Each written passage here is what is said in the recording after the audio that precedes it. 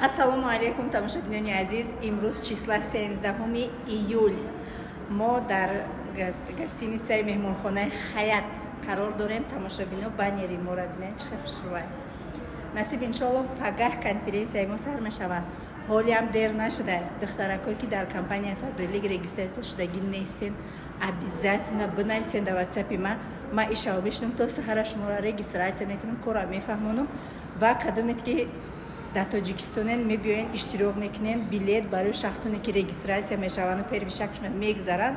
ман мехарам билети даромадгоҳ ба чорабинии мо, билети самолёт не. шахсоне ки дар Россияанд ҳамо пили билета айборошон минус мекунам, ман меспорам. так что варианти беҳтарин барои шумо кор барои занҳои хонашин 400 нафар мебиёяд. танҳо ана ҳамин қадар одам ай командаи май. шуморо ҳам дохил шавен як